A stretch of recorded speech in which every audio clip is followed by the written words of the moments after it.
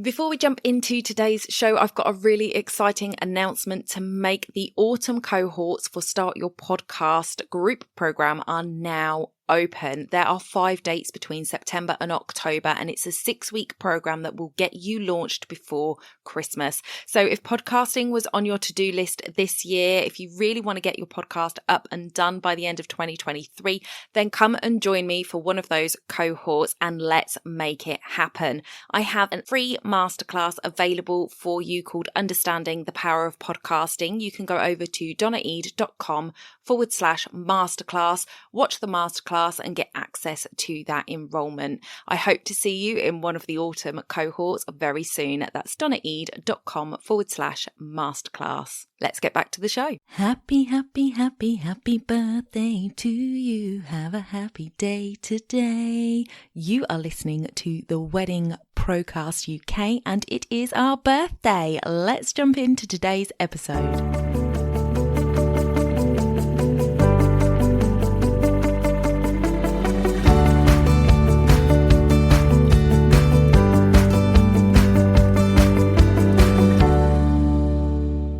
Welcome back. I'm Donna, your host, 10-year wedding photographer, veteran and founder of the Society of Professional Wedding Vendors. If you haven't yet, please hit subscribe where you listen and leave a review on Apple Podcasts. If you've gained any insight from any of the podcasts, it really helps me to reach more pros like yourselves who might benefit. So let's spread the love. Today is our birthday episode and I am so excited to look back over the last year with you today. I'm going to cover some of my favourite episodes and the biggest takeaways and we've had some incredible interviews over the last year, so join me on our trip down memory lane. So first of all, I want to address the fact that this is our 50th episode, so we are halfway to 100, and you might be thinking, hang on a minute, Donna, there's 52 weeks in a year, how can it be your birthday this week?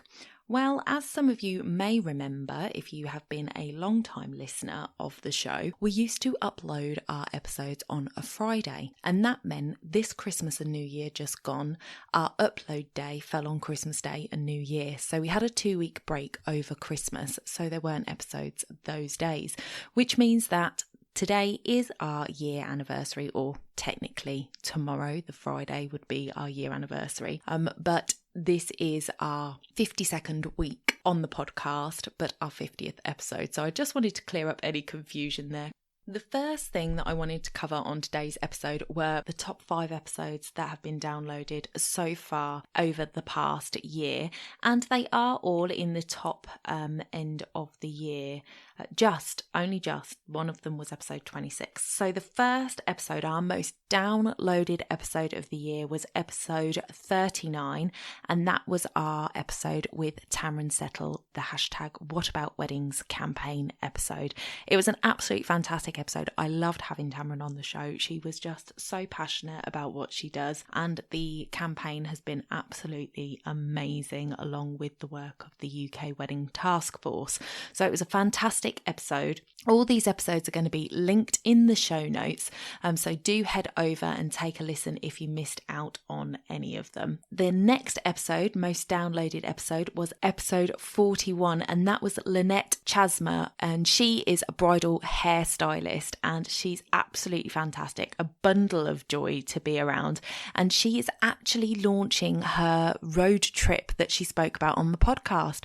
So over on her Instagram a couple of weeks ago, she had a launch party. She's got a load of dates up and down the UK, so please do go over to Instagram and check her out. I will link her in the show notes, and if you are a bridal hairstylist, get yourself on one of her educational workshops that she's doing. Absolutely fantastic that she's managed to make that come to fruition later this year. The next episode, episode 3 on our top most downloaded episodes, was episode 26, and that was our episode with Syra Hassan.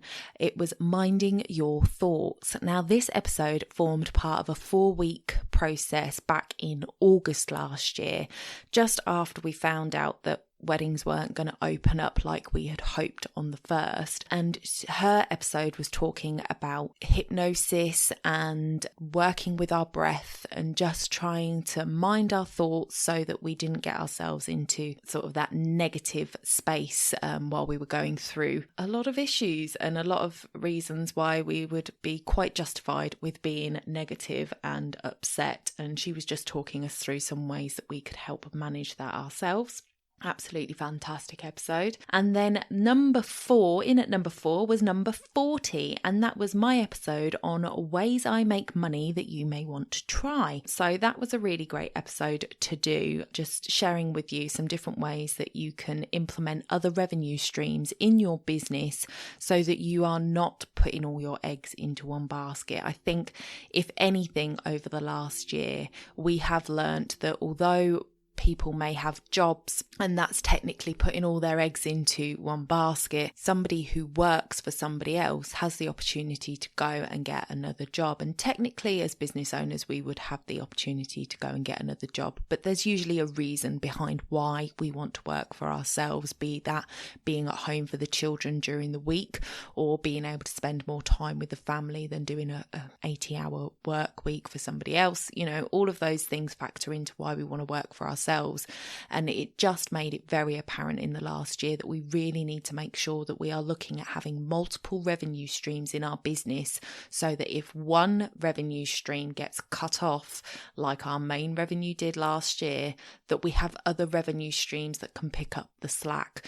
And whether that be things that can tick over in the background and give you residual income, or be it things that you've got in place that you do every so often that can bring in a bit of money, that if something like what happened last year happened again, you'd actually be able to just do that thing more often and make more money from it. So, for example, running a course, if you were to do a course, let me think, a beginner's guide to photography, for example, you may be able to still do that when you're up and running again with weddings, but you maybe do it once a quarter. But if you were to have your weddings taken away for any reason, you could run those online courses more often and make more income from it. So those are the sorts of things that I was talking about in that episode. And then finally, number 5, that was our episode with the maestro himself, Lincoln Noel. Absolutely fantastic guy to listen to. He is one of the society members and very proud to have him in the membership with us. But he is a musician and he has been working weddings for many, many years. And it was really, really interesting to listen to his history with the industry and where he is now and what he's up to. So absolute fantastic episode to listen to as well. So those are our top 5 downloaded episodes of the 2020-2021 year. So I just wanted to move on to a couple of my biggest takeaways from the year. The first one I wanted to look at was something from Tamron's episode, and that was where she said we are not at zero. I was feeling a little bit down when we recorded the episode, and she made it very, very clear that we were not starting at zero like we were back this time last year. And that was a very important point to remember. And I think it has come to fruition that even though things haven't quite gone the way we wanted, or, you know, it hasn't been fair, the disparity between weddings and events, we have a roadmap, we have a way through.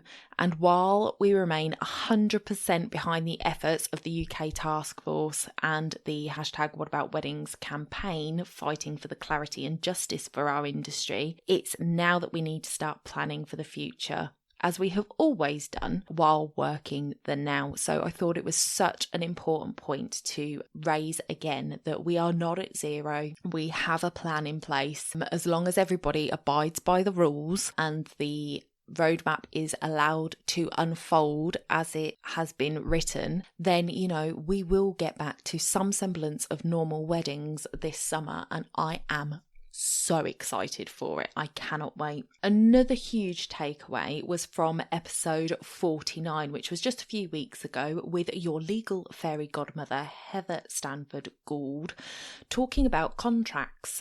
Something that really stuck out to me was her point on the cancellations policy.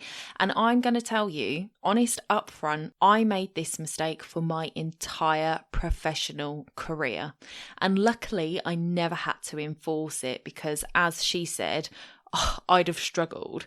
So she spoke of how we often have clauses, as we should, stating that should they cancel, and I'm just going to use examples here, so you'll know your cancellation policy. But for example, that if you cancel within 3 months of your date, you lose 50% of the total amount due.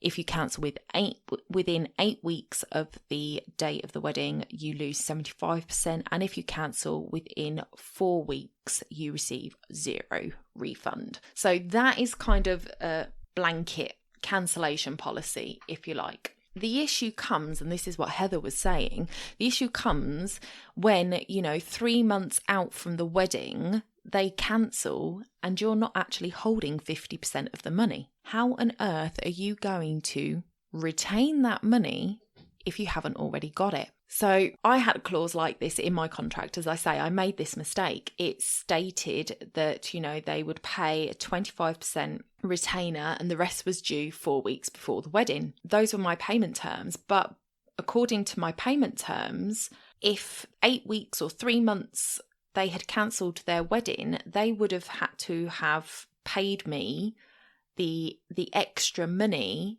to make up those percentages. So an extra 25% at 3 months and an extra 50% at the 8 week mark. Yet I didn't have that money. So I'd have been having to try and go to court and get them to pay me money because they cancelled their wedding, which just seems backwards in itself. And I can't believe that I sort of didn't think about it. But I know that I'm not alone in this. It's something that I think we all kind of overlook when we're looking at, we kind of look at it as two separate things, the cancellation policy and the payment terms, but they really need to be looked at together. So this brings me to a top tip for you guys going forward, and it's something that I mentioned in an episode previously about putting people on a payment plan. So do check with an accountant or somebody who is financially qualified, because I am not, but as far as I have read, you do not have to have authorization from the FSA to run a payment plan that is under 12 months. So 12 months, if there was 12 payments and then they were done, you wouldn't need to have like approval or authority from the FSA to do that. But anything over that, especially if there's interest involved, then you're sort of getting into loans and things like that, and you need to be careful around that. So do get this checked out by an accountant before you put anything in place. But the idea that I'm suggesting to you, and again, get it clarified whether it's possible, is to set up with your clients reoccurring payments for the 12-month period to cover the cost of their wedding. So what you might do is take a retainer up front and then split out the cost of the package that they're buying from you over 12 months and get them to set up a standing order that goes out on the first of the month for that amount. So you can then easily check all of your clients on the second of the month have paid the payment that you're expecting them to pay, and just keep a tally of that so you know where everybody's at. But this means that you can do it two ways. You can either do it from the date of the retainer, take the retainer, and then the next month they start their payment plan.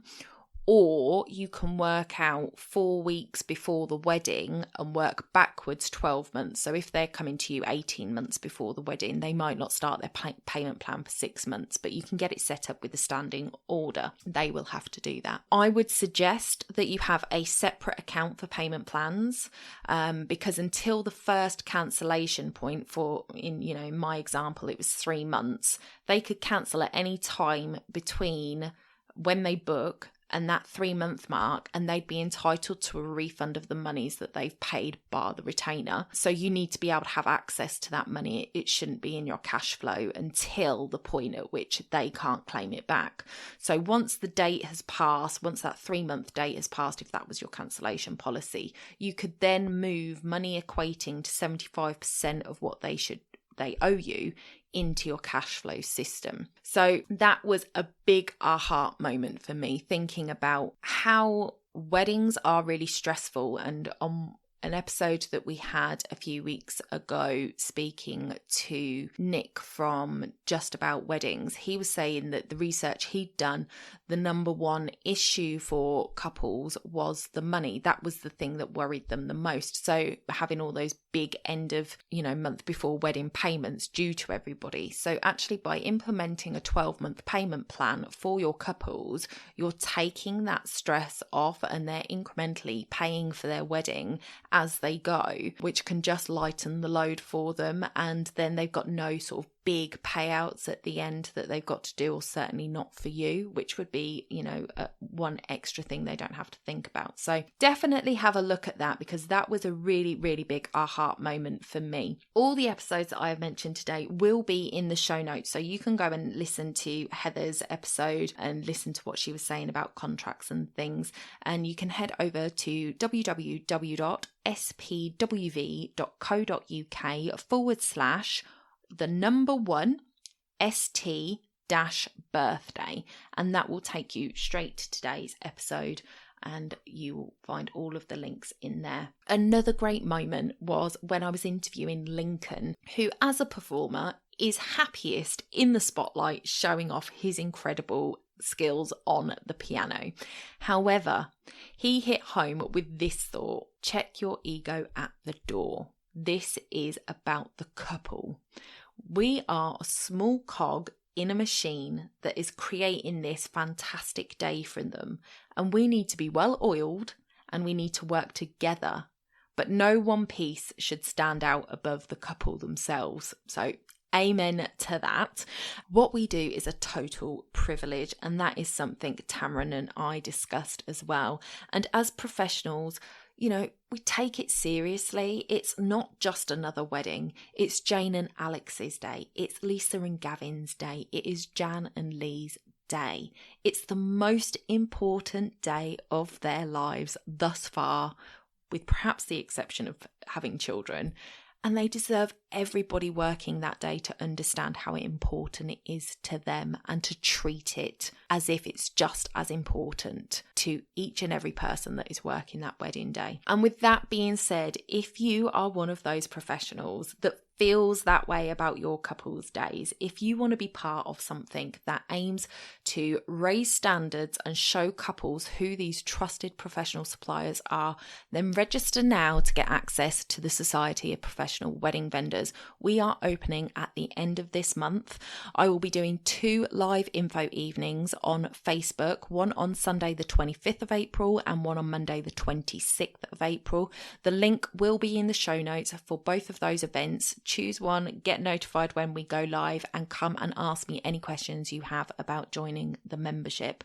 It has been an absolute amazing year on the podcast. I am so grateful to have had so many amazing guests come and share their time and knowledge and experience with us. I look forward to many more conversations in the next 12 months, and I hope you will join me for those. So please hit the subscribe button where you listen, or scroll down to the bottom of any podcast page on the website and sign up for podcast updates. If you have enjoyed this episode or any of the episodes in the past year, I would be so grateful if you would head over to Apple Podcasts, search the Wedding Procast UK, and leave us a review. They really make my day, and I'd love to give you a shout out on the show. They are also great at helping the podcast get in front of more wedding professionals just like you. Thank you so much for joining me on this birthday episode. Until next week, guys, bye for now.